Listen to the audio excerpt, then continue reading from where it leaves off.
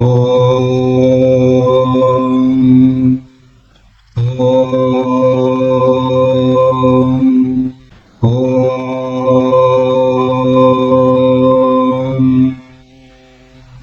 ஓம் come கணபதயே நமஹ. ஓம் some சரஸ்வத்யே நமஹ. ஓம் come குருभ्यो நமஹ. ஓம் பிரம்மா விஷ்ணு ருத்ர மகேஸ்வர சதாசிவ துர்கா லக்ஷ்மி சரஸ்வதி சாவித்ரி ராதா தேவி நமஹ. ஓம் பிரசீத விஸ்வேஸ்வரி விஸ்வ பிரசீதே பிரசீத விஸ்வேஸ்வரி வேதரூபிணி प्रसीद मायामे मंत्र विग्रहे प्रसीद सर्वेश्वर सर्वरूपिणी।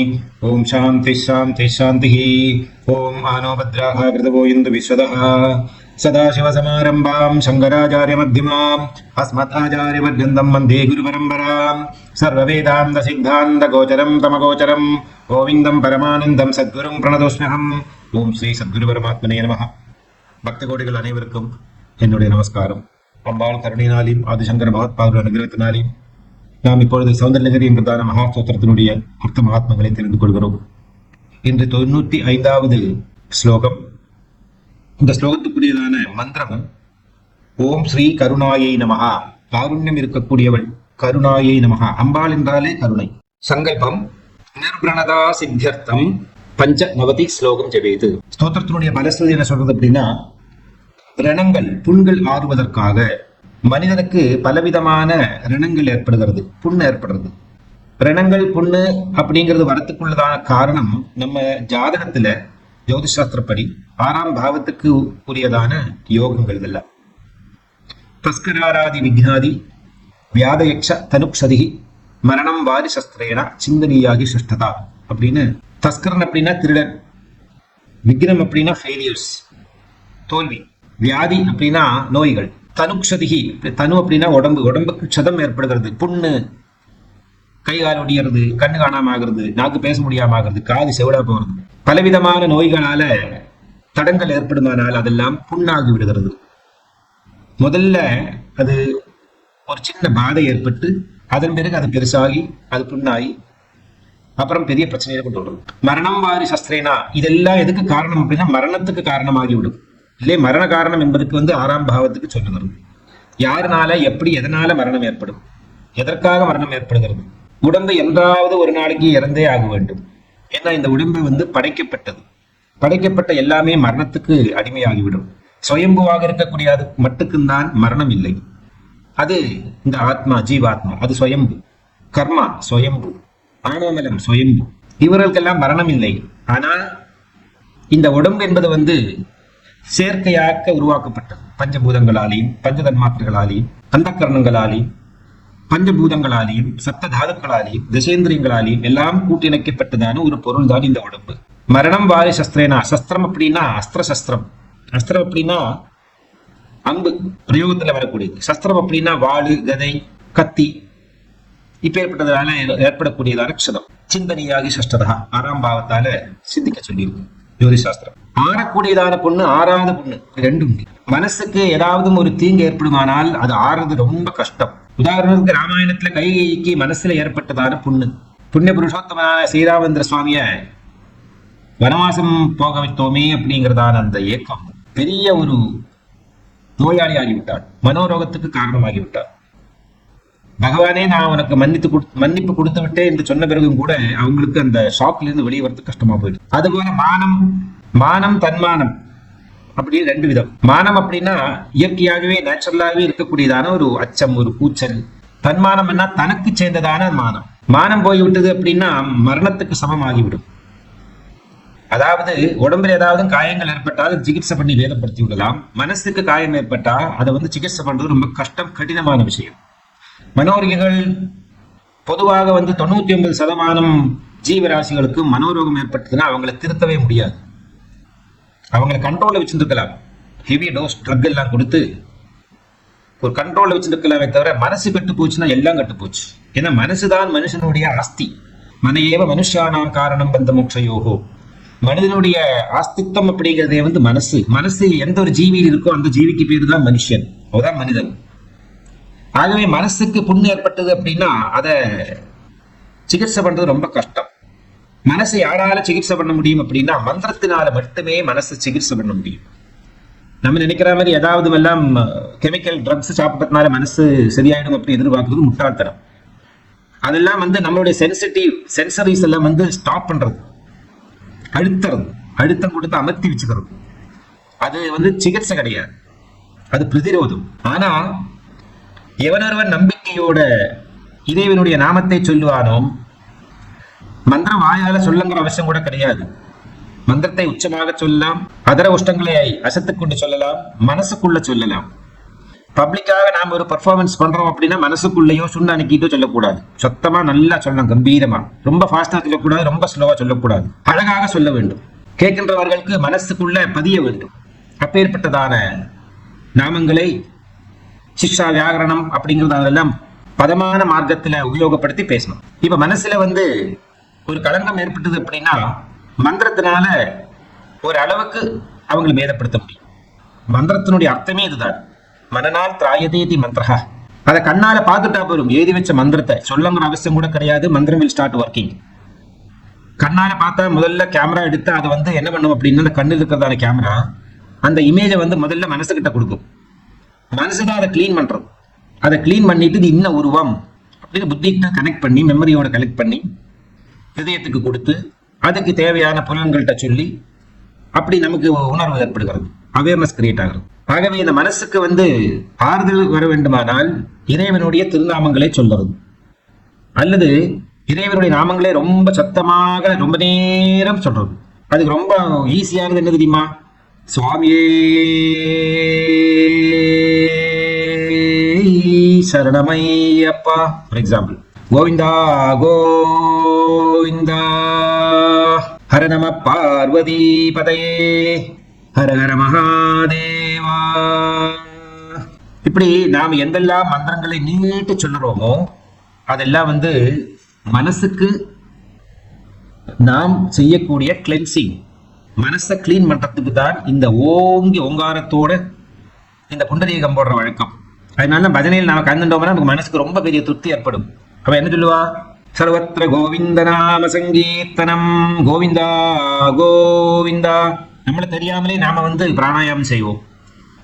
பிராணாயாமம் மூச்சு பயிற்சி தானே. பலவிதமான பிராணாயாமங்கள் உண்டு. பொதுவாக பிராணாயாமம் என்றால் பிராணனை வந்து ஒரு நியமத்துக்குள்ள ஒரு குறிப்பிட்ட சமயத்துல வந்து அதை எடுக்கவும் அது நிப்பாட்டவும் அது வெளியே தள்ளவும் செய்யக்கூடியதான பிரக்கிரியைக்கு பெயர் தான் பிராணாயாமம். அதே மாதிரி பகவானுடைய திருநாமங்கள்ல நாம ஸ்தோத்திரம் ஜபிக்கிறோம், தியான ஸ்லோகம் ஜபிக்கிறோம். ध्यायेत् पद्मासनस्तां विकसितवदनां भक्तवत्रा यदाक्षीं हेमाभां पीतवस्त्रां करदलिकलनद्देवत्नाम्बराङ्गीं सर्वालङ्कारयुक्तां सदववेदां भक्तनं मामवानीं श्रीविद्यां शान्तमुक्तिं सकलसुरनदां सर्वसम्पत्प्रदात्रीं. ஒரே மூச்சில் நாமம் வரிகள். எவ்வளவு நேரம் மூச்சு பிடிச்சாச்சு. இதெல்லாம் பிராணாயாமம். இதெல்லாம் என்ன பண்ணும் அப்படின்னா மனசை வந்து கிளீன் பண்ணும், மனசை வந்து சுத்தி பண்ணும். ஆகவே பகவன் நாமாவை சொல்லுகின்ற நேரத்துல இறைவனுடைய நாமாவை வந்து ரொம்ப சத்தம் போட்டு கோவிந்தா கோவிந்தா அப்படின்னு கத்தினோமாடா மனசு கிளீன் ஆகும். அப்ப மனசு வந்து கிளீன் பண்றதுக்கு ஒரு உத்தமமான மார்க்கம் பிராணாயாமத்தை தவிர்த்து பகவானுடைய திருநாமங்களை உச்சத்துல ஜபம் பண்ண வேண்டியது. எந்த அளவுக்கு முடியுமோ அந்த அளவுக்கு நீட்டுறது. இப்படி ஆறாம் பாவத்தினுடைய பிரச்சனையை தீர்க்கறதுக்கு என்ன மெடிசின் எப்படி கொடுத்துருக்கா பாருங்க. திருநாமங்களை சொல்லி நாம இந்த மாதிரி ஜபம் பண்ற நேரத்து எங்க உள்ள போகும் தெரியுமா? நம்ம உடம்புக்குள்ள, நம்ம உடம்பு நீளமா பாருங்க. நீங்க எப்ப இருக்கா நம்ம மூச்சை இழுத்து பெருசா நாமத்தை சொல்றோமா அப்ப வயிறு உள்ள அப்படி உருகி போயிடும்.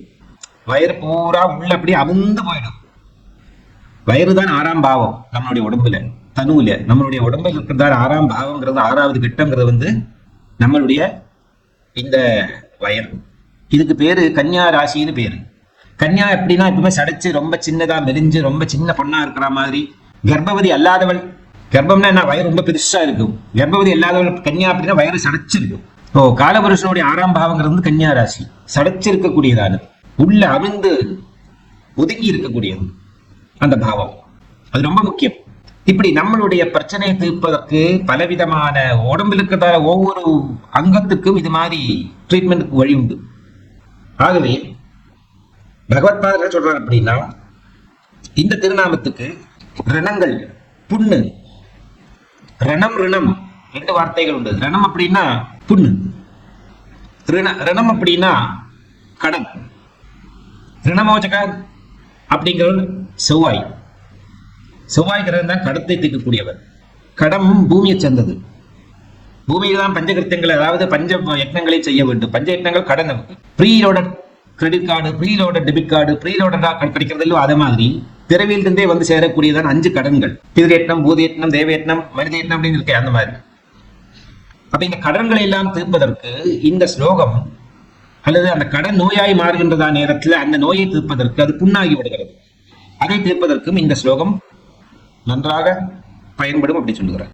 இந்த ஸ்லோகத்தை எதை பற்றி சொல்றார் அப்படின்னா, பராசக்தியான தேவியினுடைய ஆராதிக்கும் தகுதி, அம்பாளை ஆராதனை செய்வதற்கு யாருக்கு தகுதி இருக்கு, யாரு தகுதி பெற்றார்கள், எப்பேற்பட்ட தகுதி இருக்கக்கூடியவர்கள் அம்பாளை இந்த மாதிரி பூஜை செய்யலாம். இது ஒரு குறிப்பிட்ட பூஜை. இதுவரைக்கும் ஸ்லோகங்கள்ல அம்பாளை வந்து தாய் தந்தையாக பார்வதி பரமேஸ்வரன் சிவசக்திகளை ரொம்ப பிரமாதமா கொண்டு வந்தார். இந்த ஸ்லோகத்துல அவர் ஒரு டேர்ன் எடுக்கிறார். பகவத்பாதம் கொஞ்சம் கடுமையாக்குறார் ஆராதனா சம்பிரதாயத்தை. சுகாராத்யா சுமகரி சோபனா சுலபாகத்தி நமஹ லலிதா சஹஸ்ரநாமத்தில் புண்ணினாம். அம்பாள் சுகம் செய்யக்கூடியவள், எல்லாருக்கும் சுகமாக சுகத்தை செய்து தரக்கூடியவள். அப்படியெல்லாம் நாமங்கள் இருக்கு. பக்தி பிரியா, பக்தி கம்யா, பக்தி வசியா, பயாபகாயே நமஹா. பக்தியில பிரியம் இருக்கக்கூடியவள், பக்தி வழியாக அம்பாளை கவிக்க முடியும், அம்பாளை அடைய முடியும். பக்தி வசியா, பக்தியினால் அம்பாளை வசீகரணம் செய்து கொள்ள முடியும். பயாபகாயே நமஹா, சர்வவிதமான பயங்களையும் போக்கக்கூடியதான ஒரு அனுகிரகத்தை அம்பாள் செய்கிறார். இதெல்லாம் லலிதா சஹஸ்ரநாமம். இந்த ஸ்லோகத்துல அப்படி கிடையாது. அம்பாளை வந்து பலவிதமான மார்க்கங்கள் நாம் பூஜை புனஸ்காராதிகளை செய்யலாம். பொதுவாகவே இறைவன் வழிபாடு 8 விதமாக இருக்கு.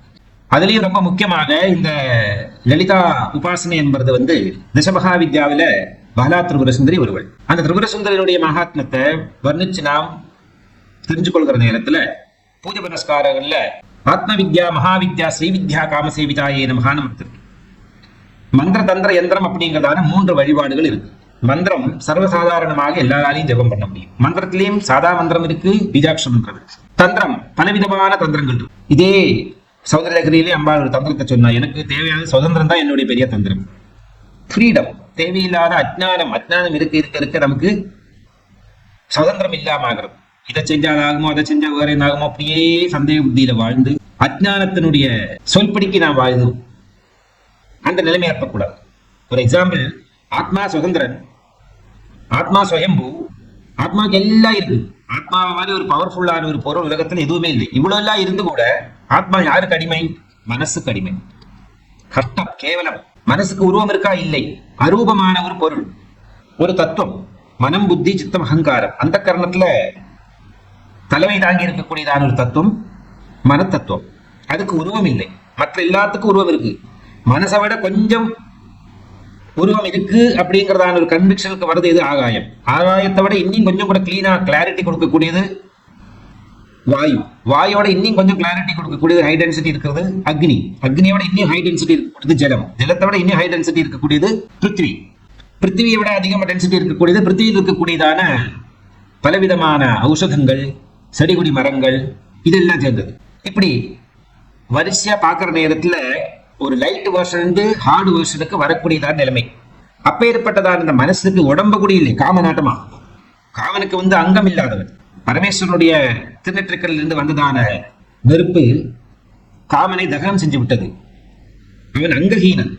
காமன் இருந்தும் அவ்வளவு பவர்ஃபுல். அதுபோலவே அங்கஹீனமாக இருக்கக்கூடியதான இந்த மனசு அதுக்கு அடிமையாய் வாழ்கிறது இந்த ஜீவாத்மா. ஜீவாத்மா பத்தி பிரம்மத்துக்கு என்னெல்லாம் வியாக்கியானம் இருக்கோ அதெல்லாம் ஆத்மாவை பத்தி வியாக்கியானம் பண்ணலாம். பிரம்மாவும் ஆத்மாவும் ஜீவனும் எல்லாம் உள்ள ஜீவோ பிரம்மைவ நாபரா, இது வேத விதி. ஆகவே அப்பேற்பட்டதான அந்த ஜீவன், அந்த ஆத்மா கூட இந்த மனசுக்கு அடிமையாக வாழணும். மனசு என்ன சொல்றதோ அதுதான். என்ன ஒரு கஷ்டகாரம் பார்க்கணும் இருக்கு. வெளியில சஞ்சாரம் செய்யற நேரத்தில் ஆகாயத்துல ஒரு சரீரத்தோட கான்ட்ராக்ட் போடுறதுக்கு முன்னாடி அதுக்கு அவ்வளவு பெரிய ஃப்ரீடம். மனசு அந்த ஒரு ஃப்ரீடம் எல்லாம் போறது ஒரு உடம்புக்குள்ள வந்ததுமே. மனசனுடைய சொல்படிக்கு அது ஆடுன்னு ஆடும். அப்ப மனசை யாரு ஜெயிக்கிறாரோ அவர்களுக்கு தான் ஆத்மாவை ஃப்ரீ பண்ண வைக்க முடியும், ஃப்ரீடத்துல கொண்டு வருது. அதுதான் மோட்சம், அதுதான் முக்தி. ஆகவே பராசக்தியினுடைய பூஜைகள்ல மந்திர உபாசனை, தந்திர உபாசனை, யந்திர உபாசனை. மந்திரம் ரொம்ப சுலபமானது, சரளமானது. அதை விட ரொம்ப டஃப் எது இப்படி பார்த்தோம்னா தந்திர உபாசனை. அதை விட பெரிய டஃப்பாக இருந்தா ரூல்ஸ், ரெகுலேஷன்ஸ், நிபந்தனைகள், நியமங்கள் எல்லாம் எதுக்கு இருக்குன்னா யந்திர உபாசனைக்கு. யந்திரங்கள் எங்கிருந்தாலும் ஒர்க் பண்ணும். அதனுடைய ஹை டென்சிட்டியை ஊட்ட வேண்டுமானா அதுக்கு பிந்து நட்ட நடுவிலே ஒரு பிந்து சம்யுத்தம் சிவசக்தியான காமேஸ்வரன் தான் எல்லா சக்கரங்களுக்கும் ஆதாரமாக இருக்கக்கூடியது. சக்கரராஜம் என்றுதான பெயர் ஸ்ரீ சக்கரத்துக்கு. 43 திரிகோண தனங்களால உருவாக்கப்பட்டது ஒரு ஸ்ரீ சக்கரம். அதை சுமேரு என்றும் சொல்லுவார்கள். அந்த ஸ்ரீ சக்கரத்தினுடைய உபாசனையத்தான், அந்த ஸ்ரீ சக்கரத்தை உபாசனை செய்யறதுக்கு தான் இந்த நியமங்களை சொல்லுகிறார். அதர்வைஸ் மந்திர வடிவத்தில் அம்பாலை நாம் ஆராதனை செய்கிற இடத்துல மந்திரத்தை ஒண்ணுக்குன்னு கோர்வை சேர்த்தா அது ஸ்தோத்திரம் ஆயிடும். ஸ்தோத்திரத்தை ஒண்ணுக்குன்னு கோர்வை செஞ்சோம்னா அது பாடல்கள் ஆயிடும், கானம் ஆகிவிடும். விஸ்ருங்கலா விவிக்தஸ்தா வீரமாதாவிய பிரசுகு லலிதாசனம். ஒண்ணுக்கு சிருங்கல பண்ணி விட்டோம்னா அது கடைசியில கானம் ஆயிடும். ஸ்ரீசக்கரராஜ சிம்ஹாசனேஸ்வரி ஸ்ரீலலிதாம்பிகையே புவனேஸ்வரி ஸ்ரீசக்கரராஜ சிம்ஹாசனேஸ்வரி ஸ்ரீலலிதாம்பிகையே. ஸ்ரீ சக்கரம் ஸ்ரீ சக்கரம் இப்படி ஒவ்வொரு நாமங்கள் சேர்த்து சேர்த்து சேர்த்து சேர்த்து ஒரு கானமாகிறது, ஒரு பாடல் ஆகிவிட்டது. இதெல்லாம் ரொம்ப சரளம், அம்பாளுக்கு ரொம்ப பிரியம். நாமபாராயண பிரீத நந்தி வித்யா நடேஸ்வரே மகாலிதாசஸ்கரம். நாமபாராயணங்கள்ல அத்தி திருப்தியை காட்டக்கூடியவள், பயங்கரமான சந்தோஷத்தை அனுபவிக்கக்கூடியவள் தேவி. பக்தர்கள் எல்லாரும் சேர்ந்து உட்கார்ந்து இல்ல தனியாக ஆவதும் எங்கெல்லாம் பகவானுடைய நாமபாராயணங்களை சொல்கிறாங்களோ பயங்கரமான ஒரு பிரீதியை காட்டக்கூடியதா அப்படின்னு சொல்றோம். அப்போ மந்திர உபாசனை எல்லாருக்கும் ரொம்ப ஈஸி. ஓம் பராசக்தி நமஹ, கோவிந்த கோவிந்த கோவிந்தா, ஸ்ரீவன் நாராயணா, ஓம் நமோ பகவதே வாசுதேவாய, ஸ்ரீராம ராம ராமேதி ரமே ராமே மனோரமே சகஸ்ரநாம தத்துல்யம் ராமநாம வதானனே. இதெல்லாம் ரொம்ப ஈஸி சொல்றதுக்கு. இதை விட டஃபா இருக்கும் இனி தந்திரங்கள் உபயோகப்படுத்துற நேரத்துல. தந்திரம் அப்படின்னா மனசும் உடம்பும் ரெண்டு சேர்ந்து வரும். அதுல மனசு உடம்பு ரெண்டு. மந்திரத்துக்கு உடம்பு மட்டும் போதும், தந்திரத்துக்கு மந்திரமும் மனசும் ரெண்டும் தேவை. யந்திரத்துக்கோ மந்திரம், அதாவது உடம்பு, மனசு, ஆத்மா, இது மூணு சேர்ந்ததுதான் யந்திர உபாசனை. ஆகவே யந்திர உபாசனைக்கு நிபந்தனைகள் ஜாஸ்தி. எல்கேஜி யூகேஜில கொஞ்சம் படிக்கிறதுக்கு இருக்கும். Primary, Appar primary, higher secondary வரைக்கும் ஒரு மாதிரி இருக்கும் எஜுகேஷன். அதுக்கப்புறம் கிராஜுவேஷன், போஸ்ட் கிராஜுவேஷன் ரொம்ப டஃபா இருக்கு, ரொம்ப அதிகம் படிக்கிறதுக்கு இருக்கும். அப்ப பெரிய புத்தி தேவை, பெரிய மெமரி தேவை, பெரிய அனுபவம் தேவை. அதுபோலவே மந்திரம் யாருக்கும் உபாசனை பண்ணலாம், தந்திரம் கொஞ்சமாவது விஷயம் தெரிஞ்சவங்களுக்கு தான் உபயோகம். யந்திரமோ நிச்சயமாக மந்திரத்திலையும் தந்திரத்திலையும் ஞானம் இருக்கக்கூடியவனுக்கு தான் யந்திரத்தை உபாசனை செய்யும். அதனால யந்திரத்துக்கு இவ்வளவு நிபந்தனைகளை பகவத்பாதர் போட்டு கொடுத்திருக்காரு. ஆகவே இதுல என்ன சொல்ல போறார், செவிக்க வேண்டியதான வழிமுறை காலை நேரம் கிழக்கு அல்லது வடக்கு முகமாக அமர்ந்து 45 நாட்கள் தினந்தோறும் 108 தரம் இந்த ஸ்லோகத்தை ஜெபம் செய்து அவர்களுக்கு சித்தி அடையுமானால் தீராத ரணங்கள், நோய்கள், புண்கள் எல்லாம் ஆறிவிடும். இதை தவிர்த்து இந்த ஸ்லோகத்தை ஒரு யந்திரத்துல எழுதி அந்த யந்திரத்துல தைலாபிஷேகத்தை பண்ணி, இல்லைன்னா எண்ணெய்க்குள்ள போட்டு வச்சுடுறோம். ஒரு செம்பு தகுடு, சொன்ன தகுடுல இந்த சக்கரம் வரைச்சு இதுல இந்த ஸ்லோகத்தை எழுதி அந்த தகுடுக்குள்ள அந்த எண்ணெய்க்குள்ள போட்டு வச்சுட்டு அந்த எண்ணெயை தேய்ச்சி கொண்டா கூட நம்மளுடைய உடம்பில் இருக்கிறதான வியாதிகள் எல்லாம் தீர்ந்து விடும். அப்படி பல கோவில்கள்ல அர்ச்சனை பண்றதான குங்குமம் எங்கிட்ட அர்ச்சனை பண்ணியிருப்பா, ஸ்ரீசக்கரத்துக்கு மேல அர்ச்சனை பண்ணியிருப்பாங்க. இப்ப காஞ்சி காமாட்சி கிட்ட போனோம்னா அந்த காஞ்சி காமாட்சி உட்கார்ந்துறதுக்கு அம்பாளுடைய பாதத்துக்கு கீழே ஸ்ரீசக்கரம் இருக்கு. அந்த ஸ்ரீசக்கரத்துல தான் குங்கும அர்ச்சனை செய்யறவங்க. அது என்ன குங்குமத்தை எடுத்து நமக்கு தரா. அதை பக்கத்தில் இருக்கக்கூடியதான இந்த லட்சுமி தேவியோட அக்கா கிட்ட கொண்டு கொடுத்து நமஸ்காரம் பண்ணி வாங்கிக்கணும். டைரக்டா வரக்கூடாது. ஏன்னா காளி சுரூபமாக இருந்தது ஒரு காலத்துல காமாட்சி. ஆதிசங்கர பகவத்பாதர் அம்பாளை தனியை வச்சு காமாட்சி ஆக்கி மாத்தினார். இருந்தாலும் அங்க முன்னே இருந்ததான தேவியினுடைய ஆதிபத்தியம் அங்க இப்பவும் இருக்குங்கிறதுனால வாங்கினதான அந்த குங்குமத்தை ஜெஷ்டாலட்சுமியோட பாதத்துல போட்டு அங்கிருந்து நாம எடுத்துட்டு வரோம். டைரக்டா எடுக்கக்கூடாது. தாங்கிக்காது சில உடம்பு, வேற ஒண்ணும் இல்லை, பாவம் ஒண்ணும் கிடையாது. இல்ல சில உடம்புக்கு தாங்கிக்காது, சக்தி இருக்காது. அதனால அங்க கொடுத்தாச்சுன்னா அங்க ரெடி பண்ணி கொடுத்துடுவான். இப்போ கரிகாயெல்லாம் சும்மா சாப்பிடலாம், எந்த ப்ராப்ளம் கிடையாது. சில பேர் கேஸ் வரும், சில பேருக்கு வேற ஏதோ எல்லாம் வரும். ஆனா இந்த கரிகாயத்துக்கு ஒரு அம்மா கிட்ட கொடுத்து பக்குவமா அதை கறி பண்ணி கொடு, அப்புறம் சாப்பிட்டா ருசிரசம் அதிகமாக இருக்கும், சாப்பிடுறது வசதியா இருக்கு, ரெஸ்ட் அஷ்யூர்டு ஒன்றும் ஆகாத உடம்பு. அதே மாதிரியே கிடைக்கிற பிரசாதத்தை முதல்ல ஜெஷ்டாலட்சுமிக்கு கொடுத்து லட்சுமியிடம் இருந்து நம்ம வாங்கிக்கிறோம். அப்படி எண்ணெயில போட்டு வச்சு அந்த எண்ணெயை நாம் தடவின்றோமானா கூட உடம்புல அவர்களுக்கு இந்த நோய் அகன்றுவிடும். நிவேத்தியம் என்பது எள்ளு சேர்ந்ததான உணவு, சர்க்கரை, பழங்கள் இவைகளெல்லாம் நிவேத்தியம் செய்யலாம். இந்த ஸ்தோத்திரத்துக்குரியதான யந்திரம் கீழ் நோக்கி இருக்கக்கூடியதான திரிகோண சக்கரம். இந்த சக்கரத்துல மேல ஓம், அதற்கு கீழே ஹ்ரீம், ஒரே ஒரு தடவை மேல ஓம், கீழே ஹ்ரீம். இது பிளெயின் திரிகோண சக்கரம். இந்த திரிகோண சக்கரத்துக்கு திரிகோணங்கள் சேரக்கூடியதான இடங்கள் சங்கமத்தில் திரிசூலத்தினுடைய ஆகிருதி இருக்காது.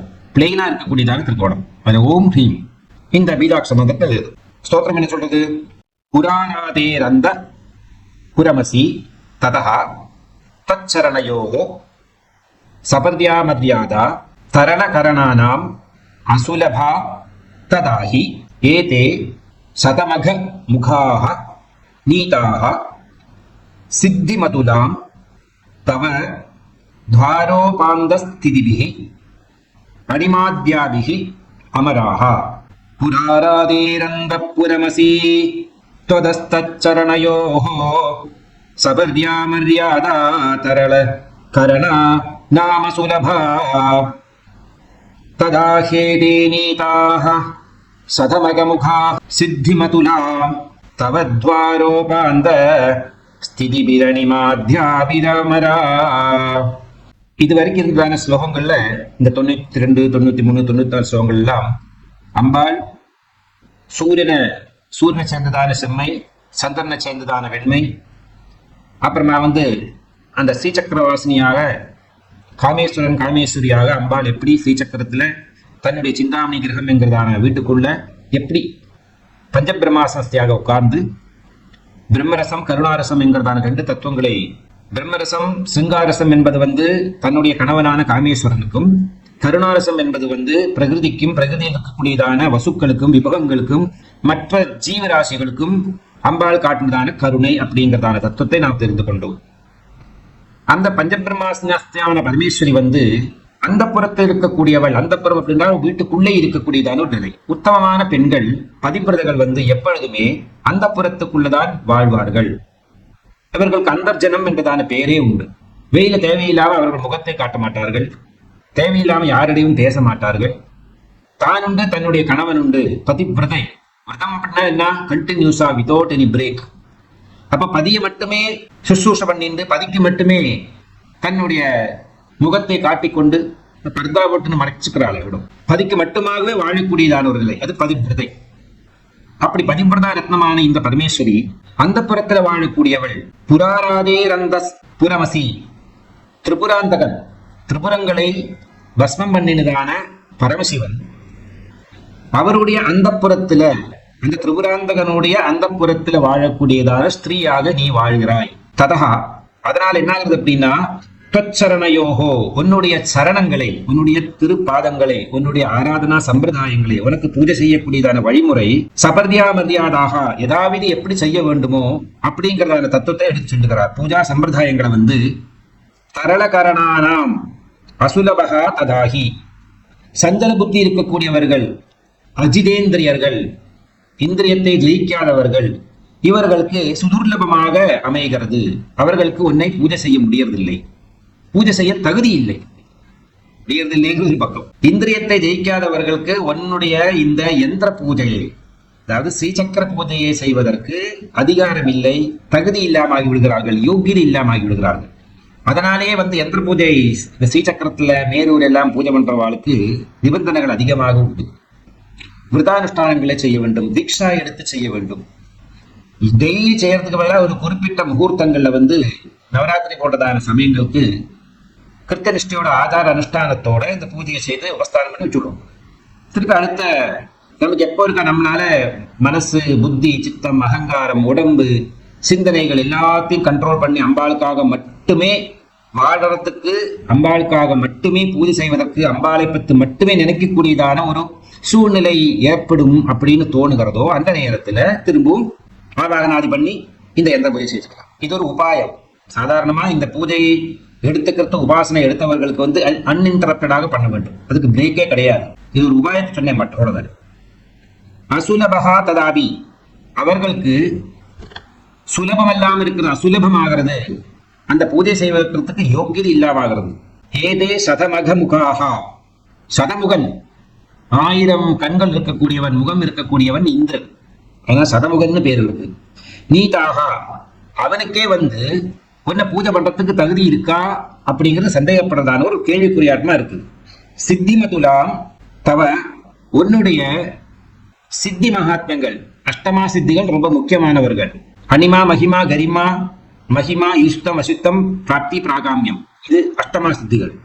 இந்த அஷ்டமா சித்திகள் சித்தி மூர்த்திகளாக 8 பேர் பராசக்தியினுடைய இந்த பூபுரத்துல, அம்பாளுடைய இந்த மணித்தீபம் என்கிறதான இந்த வீட்டுல சிந்தாமணி கிரகத்தினுடைய 8 துவாரங்கள்ல காவல் எடுக்கிறார்கள். 6 சித்திகள் எல்லாம் அனிமா லகிமா மகிமா கரிமா மகிமா ஈஷ்டம் அசுத்தம் பிராப்தி பிராகாமியம்ங்கிறதான அஷ்டமா சித்திகள் துவாரபாலகர்களாக அம்பாளுடைய சிந்தாமணி கிரகத்தினுடைய 8 துவாரங்கள்ல வேலை பண்ணிட்டு இருக்காங்க. அது என்ன ஆகுறது அப்படின்னா, துவாரோபாந்த ஸ்திதிபிகி, அந்த துவார சமீபத்துல அடைகிறார்கள். யாரெல்லாம்? இந்திராதி தேவர்கள் எல்லாம் கூட அனிமாத்தியாபிகி, அனிமாதிகள் இருந்து அணியில் ஆரம்பிச்சதால அனிமா மகிமா கரிமால இருந்து 8 பேர் அமராகா தேவர்கள், தேவர்களுடைய தலைவரான இந்திரனோட சேர்ந்து பராசக்தியை நேரடியாக தரிசனம் பண்றதுக்கு அவங்களுக்கு கஷ்டம், கடினம். காரணம், அம்பாளை யந்திர பூஜை பண்ணணுமானா, காரணம் அம்பாள் யந்திர சுரூபமாகி விடுகிறாள். இப்போ காரணம் என்னன்னா, அந்த சிருங்கார ரசம், பிரம்ம ரசம், கருணாரசம், இந்த 3 ரசங்களும் சேர்ந்து காமேஸ்வரன் காமேஸ்வரிங்கிறதான வித்தியாசம் இல்லாத ஸ்ரீசக்கர கோணத்துக்கு மத்திய கோணத்துக்குல இந்துஸ்தானத்துல சிவசக்தி ஐக்கியமாக 2 பேர் கலந்திருக்கக்கூடியதான நிலை. இந்த நேரத்திலேயும் அம்பாளுடைய அனுகிரகம் எனக்கு தேவை அப்படின்னு ஒரு பக்தன் வருகிறானால் அவன் பலவிதமான விரதானுஷ்டானங்களோடையும் மனசை ஜெயிச்சவனாகவும் இந்திரியத்தை ஜெயிச்சவனாகவும் இருக்க வேண்டும். அப்பேற்பட்ட ஒருவனுக்கு தான் பிரிவிலேஜ் கிடைக்கிறது. சாதாரணமா அம்பாள் பஞ்சபிரம்மாசத்துல வெளியில உட்காந்துருக்கா, யாரு வேணா பார்க்கலாம் போகலாம், பெருசா அம்பாள் ரொம்ப சீரியஸா ஒரு மீட்டிங்ல உட்காந்துருக்கா அப்படின்னா அந்த மீட்டிங்ல நடுவுக்குள்ள ஒருத்தருக்கு போறதுக்கு அதிகாரம் வேண்டுமானால் அம்பாளுடைய அவ்வளவு பெரிய பிரைவேட் செக்ரட்டரியாக இருக்க வேண்டும்.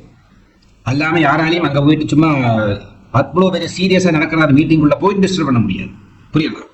அதுக்கும் அடுத்த ஸ்டேஜ், கணவன் மனைவியும் சேர்ந்து 2 பேருமாக தனித்தனியாக அவங்க 2 கலந்து 2 பேருமா சேர்ந்து ஒட்டின்னு இருக்கக்கூடியதான நேரத்திலையும் ஒருத்தன் போய் டிஸ்டர்ப் பண்ணணுமானா அவனுக்கு எவ்வளவு பெரிய யோக்கியதை வேண்டும், எவ்வளவு பெரிய நிபந்தனை வேண்டும், அவனுக்கு எவ்வளவு பெரிய பக்தனாக இருக்க வேண்டும். அவன் பராபக்தன் ஒருவனுக்கு மட்டும்தான் இந்த நேரத்தில் அம்பாளை டிஸ்டர்ப் பண்றதுக்குள்ளதான தகுதியும் அதிகாரமும் கிடைக்கும்.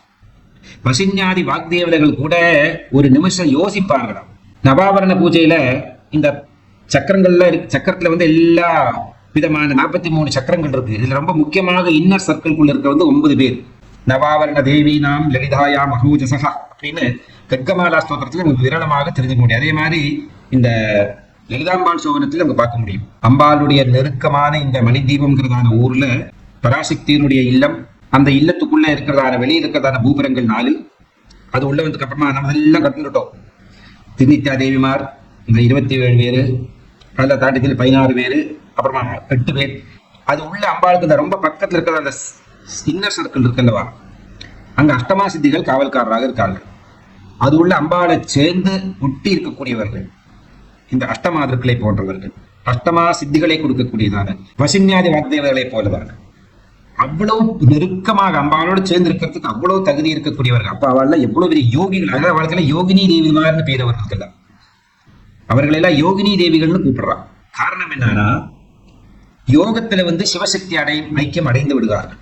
யாரெல்லாம் சிவசக்தி ஐக்கியம் அடைந்து விட்டார்களோ அவர்களுக்கு சீஃப் சிவசக்தியை பாக்குறது, கொள்ளறது, போகிறது, பக்கத்து நெருங்கிறது, நிக்கிறது, உட்கார்றது எல்லாம் ரொம்ப சகஜம். ஏன்னா அவங்களுக்கு 2 பாவம் இல்லை, துவைத பாவம்ங்கிறது ஒண்ணு இல்லை. நானும் சக்தியும் சிவனும் ஒண்ணு அப்படிங்கிறதான பாவனையில் இருக்கக்கூடியது யோகீஸ்வரன் என்று பேர். அதனால இவங்களெல்லாம் யோகிகள் அப்படின்னு கூப்பிடுறாங்க. யோகினி யோகதா யோக்யா யோகானந்தா யுகந்தராயே நமஹ லலிதா சஹஸ்ரநாமத்தில். அந்த யோகத்தை செய்ய வைப்பவள், அந்த நீ ஒரு யோகி அப்படின்னு உனக்கு ஒரு டைட்டில் பட்டத்தை கொடுக்கிறாளான அம்பாள் நமக்கு ஸ்பெஷல் ப்ரிவிலேஜ். நம்மளுடைய முகத்தை பார்த்தாலுமே ஃபேஸ் ரீடிங் உள்ள கேட்டு திறந்துடும், உள்ள போயிடலாம். அது இல்லைன்னா தம்பீரிங்கு ஐடி கார்டெல்லாம் காட்டி அப்ரூவல் எல்லாம் வாங்கி இதெல்லாம் முடிஞ்சா இந்த தான் உள்ள ஓரோ கேட்டை தாண்டி போக முடியும். இங்க அப்படி கிடையாது. ஒரு யோகியாகி விட்டோமானால் அம்பாளை நேரடியாகவே போய் தரிசனம், எந்த நேரத்திலையும் போய் தரிசனம் நடத்துக்கொள்ளதான தகுதி ஏற்படும்.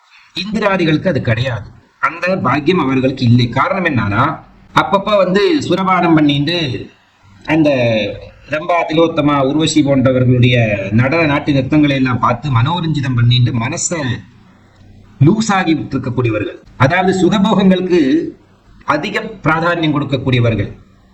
அப்பேற்பட்டவர்களுக்கு இந்த சுதுர்லபாயி நமஹ ஹரிதாசநாமத்துல ஜிதேந்திரியர்களுக்கு மட்டும்தான் அம்பால இந்த சக்கர உபாசனை பண்ணி அதுல பிந்துஸ்தானத்துல சிவசக்தி ஐக்கியமாக இருக்கிறதா நிலை. மற்ற இடங்கள்லாம் சிவம் வேற சக்தி வேறு வேறையாக பார்க்கலாம்.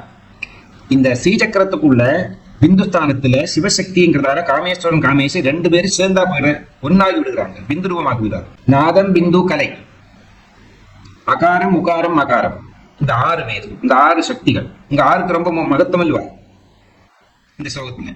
இந்த ஸ்ரீசக்கரத்துக்குள்ள அம்பாளுடைய வாசனம் தேவி உபாசனை என்பது பலவிதமாக இருக்கு. பலவிதமாக இருக்கு. அதெல்லாம் சேர்ந்தது முக்கியமாக இருக்கிறது ஆத்ம வித்யா, மகாவித்யா, ஸ்ரீவித்யா அப்படிங்கிறதால 3 தத்துவத்துக்குள்ளதான் எல்லாமே ஒடுங்கிறது. அதுல மந்திர உபாசனை, தந்திர உபாசனை, யந்திர உபாசனை. பகவத்பாதர் யந்திர உபாசனை இருக்கக்கூடியதான மார்க்கத்துல அம்பாளை யாருக்கு பூஜை பண்றதுக்கு தகுதி இருக்கு என்பதை பற்றித்தான் இந்த ஸ்லோகத்துல சொல்லுகிறார். ஆகவே இந்திராதிகள் எல்லாம் கூட இந்த அஷ்டமா சித்திகளை பார்த்து நமஸ்காரத்தை பண்ணி அவங்கள்ட்ட இருந்து கிடைச்சிருக்கக்கூடிய அனுகிரகத்தை வாங்கிட்டு திரும்பி ஓடி விடுறாங்க. காரணம் என்னன்னா, இப்போ யாதார்த்தியம் பார்ப்போம். கொஞ்சம் பகவன் நம்பிக்கை உண்டு, கொஞ்சம் பகவன் நம்பிக்கை இல்லை. அப்பேற்பட்ட ஒருவர் ஒரு நல்ல உத்தமமான கோவில் பக்கத்துல வர்றார். அவரோடு சேர்ந்து அவருடைய கொஞ்சம் நண்பர்கள் கூடியிருக்கா. அதுல 2 பேர் குளிச்சு சுத்தமா ஆச்சார அனுஷ்டானத்தோட வாழ்கிறவர்கள். இன்னும் 2 பேர் புலியெல்லாம் ஆயிருக்கு, பெருசா பூஜை புரஸ்காராதிகளும் பண்ணிட்டு இல்லை. அது இன்னும் வேற ஒரு குரூப். அதுல 1-2 பேர் குளிச்சது கிடையாது, ஜெபிச்சது கிடையாது, ஒண்ணு பண்ணது கிடையாது. அவளுக்கே தெரியும் பரம சுத்தம். அப்படி எல்லாருமா சேர்ந்து கோவில் பக்கம் வந்துட்டா. சரி, கோவிலுக்குள்ள போனோம். இப்போ யாரெல்லாம் போவான்னு கேள்விங்க.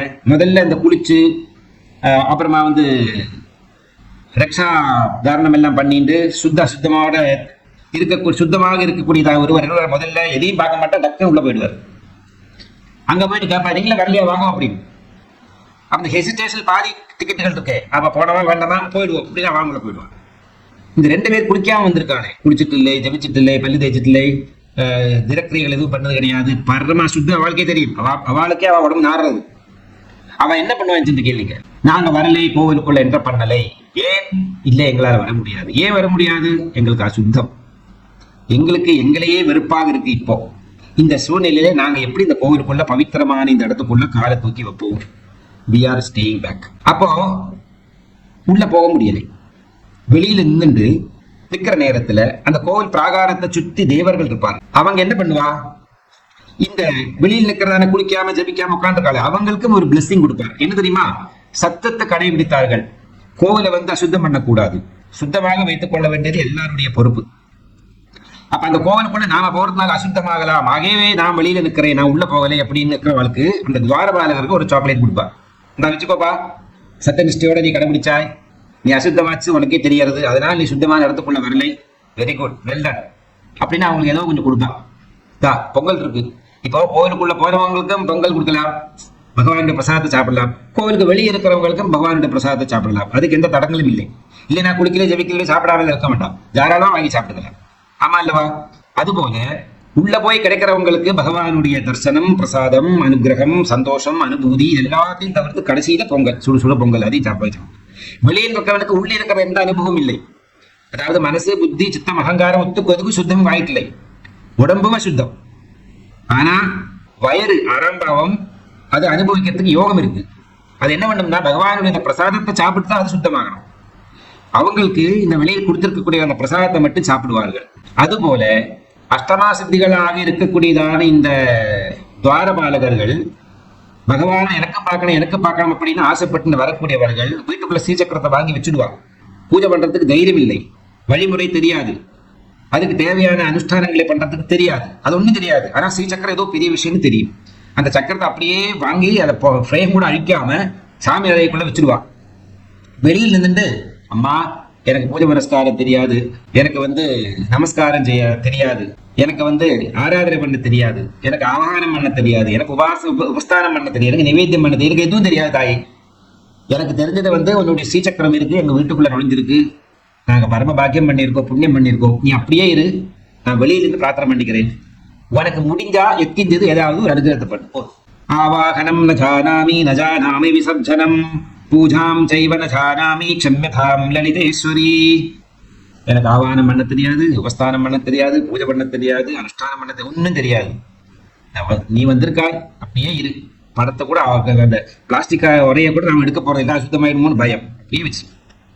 அப்ப என்ன பண்ணா பகவதி இந்த அஷ்டமாசித்திகள்கிட்ட சொல்லுவா, பாவ அவளுக்கு ஏதாவது கொடுப்பா, சும்மா இருக்க சாக்லேட் பாக்ஸ் உங்கள்ல கொடுத்து வச்சிருக்கேன், எல்லாருக்கும் எல்லாரும் ரெண்டு கொடு. அவங்க என்ன பண்ணுவா, கொடுப்பா, இதா உனக்கு, இதா உனக்கு, இதா உனக்கு. வெளியில் இருக்கிற வாழ் கிடைக்கும், உள்ளே இருக்கிற வாழ்க்கை பகவத் பிரசாதம் கிடைச்சது, பகவானுடைய அனுமதி கிடைச்சது, பகவானுடைய திருஷ்டி கிடைச்சது, பகவானுடைய சர்வம் கிடைச்சது.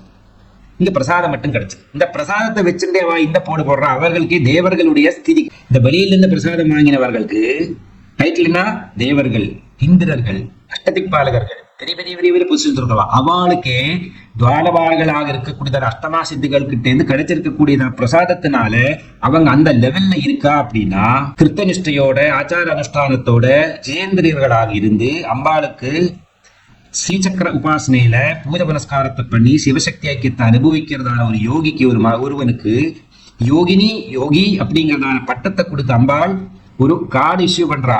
அந்த ஐடி கார்டு முகத்திலேயே வந்துடும், யசோமயின்னு பேரு. எஸ்எஸ் அந்த மூஞ்சியிலேயே வந்துடும், ஃபேஸ் ரீடிங். நம்ம உள்ள போற நேரத்துல கேட்டு திறந்துடும் ஆட்டோமேட்டிக்கா, you can just walk in. இப்ப நிறைய இடங்கள்ல இந்த ஃபேஸ் ரீடிங் பண்ணி உள்ள விட்டு விடுறாளே கேட் வந்து, அது மாதிரி இந்த ஃபேஸ் ரீடிங் பேரு எஸ்எஸ்ன்னு பேரு. எஸ்எஸ் அது பெருசாயி தேஜஸ், அது பெருசாயி ஓஜஸ், அது பெருசாயி வர்ச்சஸ், அது பெருசாயி ஆயுஸ், அது பெருசாயி பரமாயுஸ், அது பெருசாயி திவ்யாயுஸ் அப்படின்னு 7 கட்டங்களாக நம்மளுடைய இந்த சாதா உடம்புக்கே இந்த 7 அனுகிரகத்தை பெற முடியும் தேவி உபாசனையினால. நினைச்சு பார்க்கணும் நாம எப்படி இந்த அம்பாள் உபாசனை பண்ண முடியும். நான் முன்னாடி சொன்ன ஸ்லோகத்தை சொல்ல வேண்டியது. ஆவாகனம் நஜானாமி விசர்ஜனம் பூஜாம் செய்வ நஜானாமி க்ஷம்யதாம் லலிதேஸ்வரி அபராதி சகசிரவணி ஹிரியம் தேச அக்னிசம்மயாக. இந்த மந்திரங்களை சொல்லி நமஸ்காரத்தை பண்ணி யாதேவி சர்வபூதேஷு ஞானரூபேன சம்சிதா நமஸ்தஸ்தே நமஸ்தஸ்தே நமஸ்தஸ்தே நமோ நமः. இப்படி அம்பாளுடைய ஸ்ரீசக்கர பூஜைய செய்யறதுக்கு தகுதி யோகியதை இருக்கக்கூடியவர்கள் யார்? அவர்கள் ஜீந்திரியர்கள். அப்பேற்பட்டவர்கள் பூஜை செஞ்சா என்ன கிடைக்கும்? யோகி பட்டம் கிடைக்கும். யோகி பட்டம் கிடைச்சவர்களுக்கு என்ன பிரிவிலேஜ்? எனி டைம் சிவசக்தி ஐக்கியத்தை கண் முன்னாடி பார்க்கவும் அனுபவிக்கவும் முடியும். அந்த அளவுக்கு யோகியதை இல்லாதவர்களே தேவர்கள் அப்படின்னா என்ன வார்த்தையால பேச முடியும், எதையால சொல்ல முடியும்? அப்படி அஷ்டமா சித்திகளுடைய அனுகிரகத்தினால வாழக்கூடியவர்கள் தேவர்கள். அவர்களுக்கு பெருசாக முடியும், சின்னதாக முடியும், அப்பிரத்யட்சமாக முடியும், பிரத்யட்சமாக முடியும், நுழைஞ்சேற முடியும், கண்கட்டு வித்தையை காட்ட முடியும், என்ன வேணா பண்ண முடியும். தேவர்களுக்கு அமரர்களாக வாழவும் முடியும் அமிர்தத்தை சேவை பண்ணதுனால. இப்பேற்பட்டதான மகான்களுக்கு நாமெல்லாம் பூலோகத்தில் உட்கார்ந்து பூஜை பண்றது யாருக்கு? இந்த அஷ்டதிக் பாலகர்களுக்கு தான். எல்லாம் வேதத்துல மேக்சிமம் நம்ம அமௌண்ட் ஆஃப் மந்திரம் டெடிகேட்டட் ஃபார் இந்திரன், அக்னி, வருணன், வாயு, இவர்களுக்கு தான் மேக்சிமம் மந்திரம் டெடிகேட் பண்ணியிருக்கா. அதுக்கப்புறம் தான் பகவான்கிறதான கான்செப்ட் வந்து அவதாரத்தோட தான் பகவான்கிறதான டைட்டில் வருது. பகத்தில் இருக்கிறதான பிரச்சனை தீர்க்கிறதுக்கு வேதம் பிரம்மாண்டத்தோடைய பிரச்சனை தீர்க்கிறது. ஆனா பூலோகத்தில் இருக்கிறதான இந்த பகத்தில் இருக்கிறதான சம்சாரத்திற்கு கூட பிரச்சனை தீர்க்கிறதுக்கு தான் பகவான் வராரு. பகத்தை வதம் செய்ய, சம்சார துக்கத்தை இல்லாமல் செய்வதற்கு. அதுக்கு தான் கிருஷ்ணன், ராமன், இந்த எல்லை தெய்வங்கள், சிறு சிறு சிறு தெய்வங்களுடைய அவதாரங்கள், ஐயப்பன், முருகன், கணபதி, இப்படி வித்தியாச பாவனைகள்ல பகவத் ஸ்வரூபத்துல அவதாரமாய் வருது பகத்திற்கு கூட பிரச்சனை தீர்க்கிறதுக்காக. அது வரைக்கும் இருந்தது வேத காலத்துல வந்து அஷ்டதிக் பாலகர்கள் பிரகிருதிக்கு தான் பூஜை டைரக்டாவே. பிரகிருதியில் இருக்கக்கூடியதான பஞ்சபூதங்களுக்கு தான், அஷ்டதிக் பாலகர்களுக்கு தான் மந்திர பூஜாதிகள், எந்த யாக யஜ்ஞாதிகள் எல்லாமே இருந்தது. அதுக்கப்புறமா தான் பகவானுடைய அவதாரம் எடுத்து வந்ததுக்கு அப்புறமா அந்த பகவானுடைய அவதாரத்துக்கு வந்து நம்ம நன்றி மறந்து வாழாமல் இருக்கக்கூடியது நம்மளுடைய சனாதன தர்மிகள். ஆகவே அவர்கள் நாம் அவதாரம் எடுத்து வந்து போனதான தெய்வங்களுடைய பெயரை சொல்லி இன்னைக்கும் அவர்களுக்கு பூஜை புனஸ்காராதிகளை செய்கிறார்கள். அப்படிதான் கிருஷ்ணன், ராமன், கணபதி, முருகன் எல்லாருக்கும் இன்னைக்கு நாம பூஜை பண்ணிட்டு வரோம். இவர்கள் எல்லாம் பகவான்கிறதான டைட்டில் இருக்கக்கூடியவர்கள். பகவானுக்கு மேலதான் ஈஸ்வர தத்துவம், ஈஸ்வரனுக்கு மேலே மகேஸ்வர தத்துவம், மகேஸ்வர தத்துவத்துக்கு மேலதான் காமேஸ்வரன், காமேஸ்வரன் என்பவர்கள் வருவார். அப்படி பராசக்தியை வந்து எப்பேற்பட்டதான பக்தர்கள், இதுக்கு முன்னாடி சொல்லுங்கள்ல பலவிதமான பக்தர்கள் அம்பாளை பூஜை புனஸ்காராதிகள் பண்ணி அம்பாளை அனுகிரகத்தை வாங்கியதை சொன்னார்.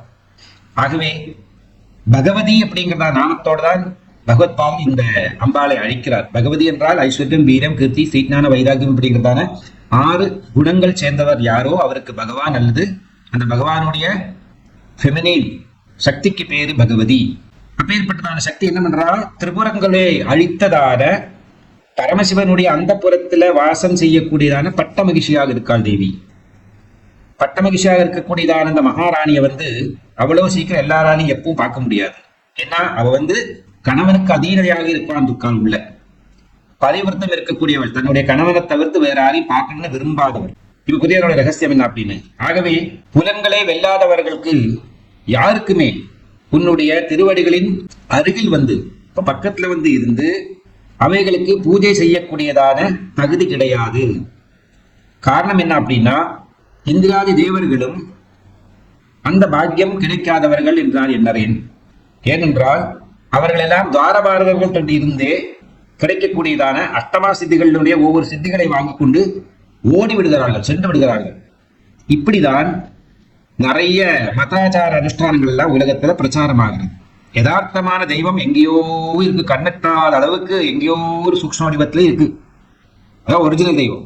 ஆனா பலவிதமான மதாச்சாரியர்கள் என்ன பண்றா அப்படின்னா, அவங்களுடைய சுய அனுபவத்தினால அவங்க கத்துண்டதான அறிவை வச்சுட்டு, அவர்களுக்கு கிடைத்ததான அறிவை வைத்துக் கொண்டு, அவர்களுடைய அனுபவத்தை வைத்துக் கொண்டு இதுதான் தெய்வம் அப்படிங்கிறது அவர் கன்விக்ஷனுக்கு வர. யதார்த்ததான் அல்ல. ஆனா அதனால ஏதாவது தோஷம் உண்டா? இல்லை. ஏன்னா உலகத்தில் இருக்கிறதுங்கிற எல்லாமே இறை சக்தி தான். இல்லாததும் சக்தி தான், இருக்கிறதும் சக்தி தான். ஆனா நம்மளுடைய இண்டிவிஜுவல் கன்விக்ஷன், நம்மளுடைய சுய உணர்வு, நாம் அதை எந்த அளவுக்கு புஜிச்சிருக்கோம், எந்த அளவுக்கு நாம் அதை சாப்பிட்டிருக்கோம், கன்சீவ் பண்ணியிருக்கோம், அந்த அளவுக்கு நம்மளோட ஓனர்ஷிப். இப்போ 2 கிலோ ரைஸ் சமைச்சு வச்சுட்டு எல்லாத்தையும் நான் சாப்பிட்டேன்னா 2 கிலோ வெங்கி சாப்பிட்டா அப்படி சொல்லிக்கிறேன். நான் அதுல 50 கிராம் தான் சாப்பிட்டுருக்கேன் அப்படின்னா வெங்கியோட போர்ஷனோட 50 கிராம் தான். That is is contribution. அதனால மொத்தம் சாப்பிட சொல்ல முடியுமா? முடியாது. அல்ல 1950 கிராம். இனி ஒருத்தர் சாப்பிட்ற 1/2 கிலோ சாப்பிட்டா வச்சுக்கோளேன், 500 கிராம் போச்சு, கோவிந்தா கோவிந்தா. இன்னொருத்தர் 1 கிலோ சாப்பிட்டாரு, 1.5 கிலோ போச்சு. இப்படி ஒவ்வொருத்தர் கொஞ்சம் கொஞ்சம் கொஞ்சம் கொஞ்சம் போர்ஷன் சாப்பிட்டான். அப்ப அதிகம் சாப்பிட்டவன் பலம் ஜாஸ்தி, கம்மி சாப்பிட்டவனுக்கு பலம் கம்மி. ஏன்னா பலத்துக்காக சாப்பிடலை, உயிர் வாழங்கிறதுக்காக மட்டும் கொஞ்சம் சாப்பிடும். இப்ப பலம் இருக்கிறவன் என்ன சொல்றான், 1.5 கிலோ சாப்பிட்டவன் என்ன சொல்றான் அப்படின்னா, நான் சொல்றதா சட்டம், இதைத்தான் நீங்க ஃபாலோ பண்ணலாம், நான் தான் அதிகம் சாப்பிட்டிருக்கேன். இப்படிதான் துவைதம், விசிஷ்டாத்வைதம், சிவாத்வைதம், சைவம், வைஷ்ணவம், கௌமாரம், கார்த்திகேயம், சௌரம், காடாபத்தியம், சரகம், புத்தம், ஜைனம், இப்படி பலவிதமான கிறிஸ்துவ மதமாகட்டும், இஸ்லாமாகட்டும், எல்லாம் சிக்கு மதமாகட்டும், எந்த மதத்தை வேணும் எடுத்து பார்த்துங்கோ, இவங்களுக்கு எல்லாம் what they know about the real God is only a portion. 2 kilo பொங்கல்ல ஒருத்தர் 100 கிராம் சாப்பிட்டிருக்கார், ஒருத்தர் 500 கிராம் சாப்பிட்டிருக்கார், ஒருத்தர் 250 கிராம் சாப்பிட்டிருக்கார், ஒருத்தர் 50 கிராம் சாப்பிட்டிருக்கார். சாப்பிட்டதே ஃபுல்லா எடுத்து. இப்போ எறும்புக்கு கொஞ்சம் சாப்பாடுனுடைய ஒரு சின்ன கஷ்டம் போரும், எறும்பு ஃபுல்லு, வயர் ஃபுல்லு. எறும்புக்கு எவ்வளவு வேணும், ஒரு நாளைக்கு 50 to 60 கிலோ வரைக்கும் சாப்பிடும். யானைக்கு எவ்வளவு வேணும், 1000 கிலோ சாப்பிடுது ஒரு நாளைக்கு. அப்ப ஒவ்வொருத்தருடைய சாப்பாடு போர்ஷன் அவ்வளவு இருக்கு. அதுக்கேற்ற மாதிரி தான் அவங்களுடைய கன்விக்ஷனும் இருக்கும். இப்போ எருமை 50 கிலோ சாப்பிட்டுனா வாட்டு படுத்துன்னு விடும், ஆசை போட்டு அது வாட்டுக்கு படுத்து உட்காந்துக்குவாங்க, தேவையில்லை கொடுத்த சாப்பாடு. எறும்புக்கு நாளைக்கு சாப்பிட்றா, ஒரு பருக்கு சாப்பிடு. அப்ப அவங்கள்ட்ட போய் கேட்டா சாப்பாடுன்னு என்ன, இவ்வளவு இருக்கு பாருங்க, பெருசு பெருசு ஃபுல்லு அப்படிங்கிறது எறும்பு. எல்லாரும் எருமை நம்பிட்டு போவா. எருமைக்கடா கிட்ட போய் கேட்டா என்ன சொல்லும், 50 கிலோ சாப்பிடணும், 50 கிலோ. அதுக்கு தெரியாது அங்க ஆனை உட்காந்துட்டு இருக்கு 1000 கிலோ சாப்பிட்ற ஐட்டம் அப்படின்னு.